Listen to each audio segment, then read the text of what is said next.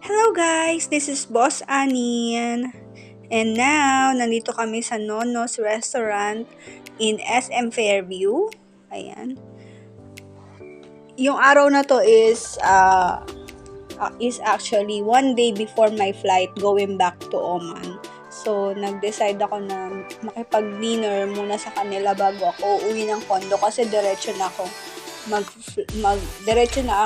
sa airport kinabukasan yan, hindi na ako dadaan kila Lola. So, sabi ko mag-dinner na lang kami sa labas.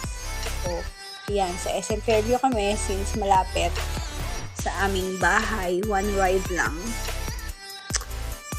And kasama namin yung mga tita ko, tita Tina, tita Meds, and kapatid ko si Aya at ang mga pinsan. Ayan, meron din kami red wine and white wine while we are waiting our dinner.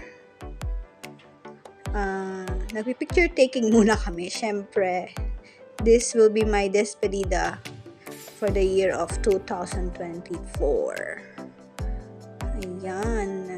Happy naman kami niyan that time. Medyo gutom na. Waiting na talaga kami sa mga pagkain. So, hindi kami kompleto that day kasi yung iba kong family, kapamilya nag-tour sila sa Korea that time. So, kami lang yung natira sa bahay. May sisig, ayan, may pizza. And according sa aking family, since wala tayong panlasa, sabi nila masarap daw ang ating food. Ayan, may steak. And lots of pizza.